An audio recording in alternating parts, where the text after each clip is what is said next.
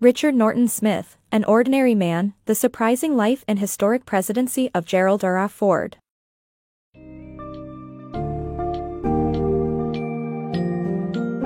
In An Ordinary Man, The Surprising Life and Historic Presidency of Gerald R. Ford, Richard Norton Smith unravels the unexpected trajectory of a man thrust into the upper echelons of American politics during one of its darkest hours. The book delves into Gerald Ford's ascension from a humble congressman to the presidency amid the Watergate scandal, highlighting his grounded Midwestern values and unassuming nature. Throughout this summary, you'll explore how Ford managed crises, both domestic and foreign, and his commitment to restoring trust in American institutions. The narrative also captures lesser-known facets of his character, like his dedication to equal opportunity, exemplified by his powerful stance on affirmative action. Attain insight into the life of a leader who, despite being regarded as an ordinary man, left an indelible mark on the presidency and the nation at large by prioritizing integrity over accolades.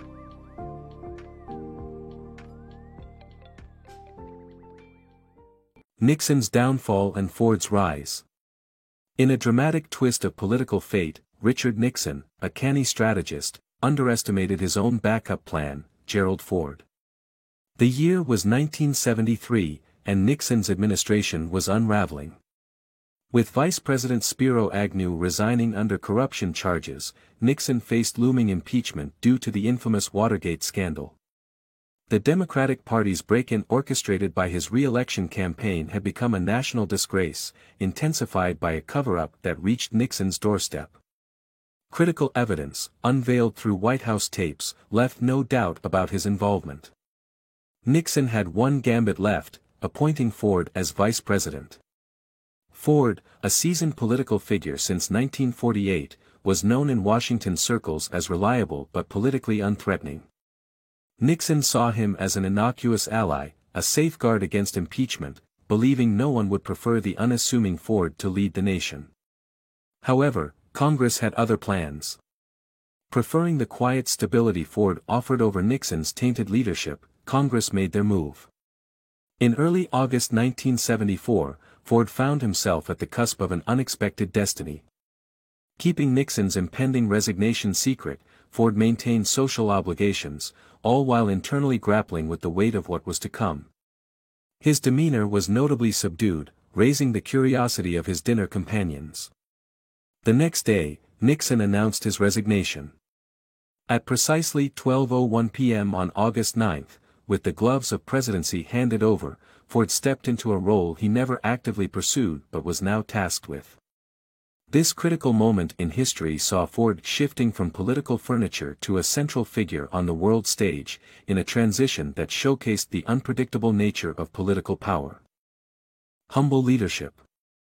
Gerald Ford, known to many as "Good Old Jerry," was unlike any other president.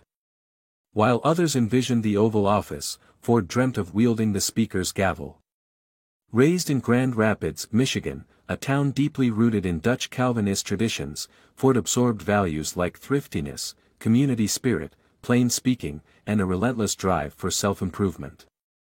Grand Rapids boasted the country's second-best education system by the 1920s and had an impressive homeownership rate.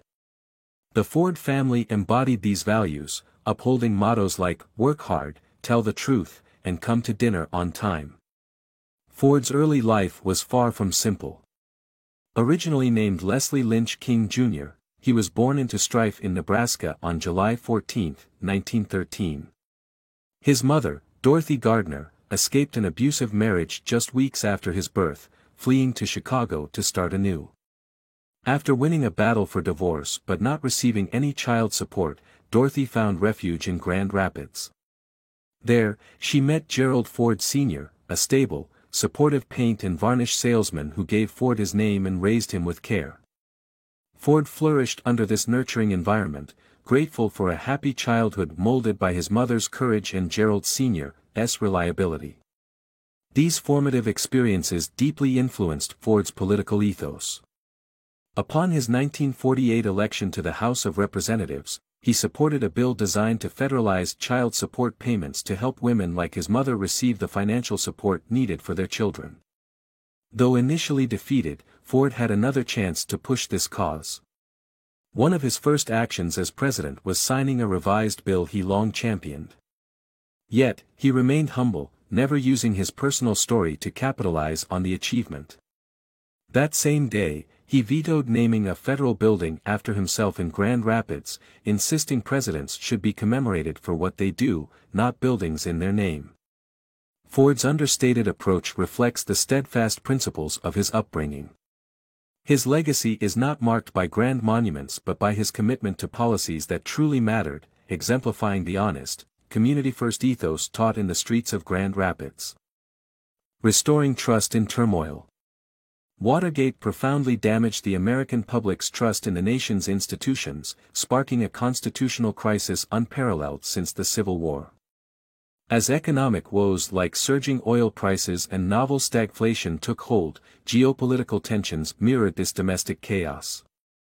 With North Vietnamese advances threatening Saigon and NATO's unity fraying, the Cold War seemed perilously close to tipping in favor of communism. Amidst this turbulence, Gerald Ford unexpectedly ascended to the presidency, declaring his commitment to navigating these calamitous waters. Ford's presidency was quickly marked by the symbolic gesture captured in a scene with his golden retriever. On finding himself responsible for another's mess, Ford waved off a helper from cleaning after his dog, paralleling the daunting task before him, repairing the chaos left by Nixon. Historically laden images of helicopter evacuations during the fall of Saigon soon followed, yet Ford managed to avert moral disaster by persuading Congress to aid Vietnamese refugees seeking new lives on American soil, underpinning his belief that abandoning them would compound military defeat with moral failure. Economically, Ford championed a blend of fiscal restraint and strategic intervention to curb inflation, inadvertently triggering a recession. Yet, his foreign policy initiatives bore more fruit. The signing of the Helsinki Accords strengthened European cooperation, human rights, and security, aligning with his broader aim to de-escalate Cold War tensions through détente. However, Ford's most contentious legacy stemmed from his decision to pardon Nixon on September 8, 1974, a move that stunned the nation. This choice was rooted not in partisanship but in Ford's commitment to preserving the integrity of American institutions. While reviled at the time, the pardon was an effort to halt the corrosive cycle of ongoing scandal, acknowledging that a protracted trial could further erode public confidence and institutional legitimacy. Knowing that pardoning Nixon might sacrifice his political future, Ford prioritized his duty to the nation, attempting to end what he called the country's long national nightmare. This act was less an absolution of Nixon and more a means to encourage the American people to look beyond the scandal that had enshrouded their government, striving to restore dwindling faith in their democracy. A legacy of courage.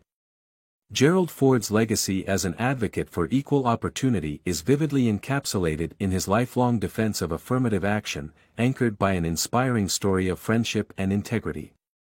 In the late 1990s, affirmative action faced fierce opposition, especially from Ford's own Republican Party, who viewed it as a form of discrimination, and Democrats were hesitant, pushing for adjustments instead of abolition.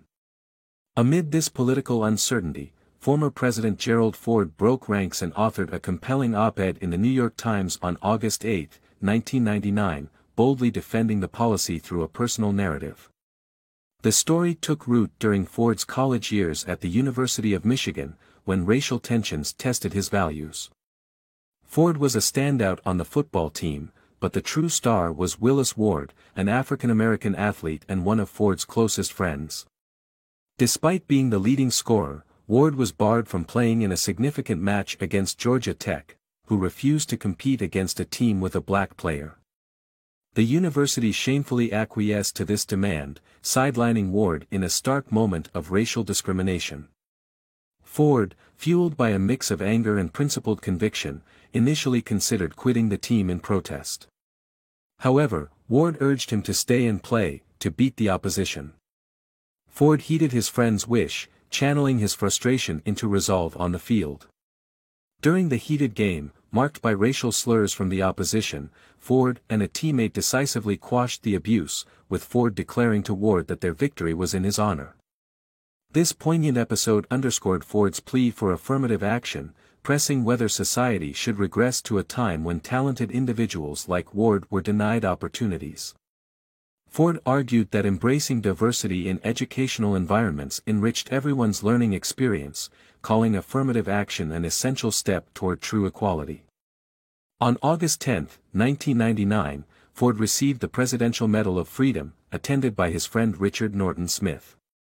Smith observed with admiration how the spotlight of gratitude fell not on the sitting president, Bill Clinton, but on Ford for his audacious stance against discrimination.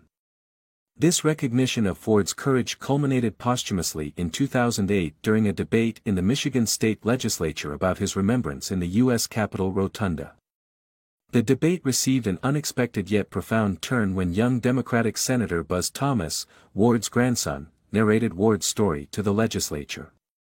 His emotional recounting painted a stark testament to Ford's resolute courage and the ripple effect it had on subsequent generations. The unanimous vote that ensued cemented Ford's rightful place in the rotunda. Gerald Ford's defense of affirmative action was more than just a political statement, it was a testament to his enduring belief in fairness and equality. His actions resonated profoundly and ensured that future generations could aspire to all levels of achievement, regardless of race. Ford's legacy as a champion of civil rights remains not just in statues and stories but in the lived realities of those who continue to benefit from his bold advocacy.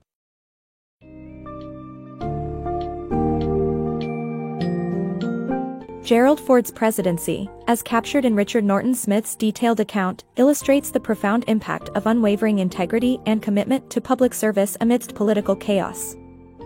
Ford assumed the role during an extraordinary confluence of crises, from the constitutional turmoil of Watergate to the economic malaise of stagflation, and worked tirelessly to restore faith in government by making difficult choices, such as pardoning Nixon. His efforts weren't confined solely to governance. Ford's personal history and moral compass shone, especially in his advocacy for affirmative action, showcasing his belief in equal opportunity. This summary not only highlights Ford's legislative and diplomatic achievements but also the essence of his character, an advocate for justice and equality who understood the weight of leadership in turbulent times. Ultimately, Ford's legacy transcends his label as an ordinary man, affirming his rightful place in the pantheon of impactful American leaders.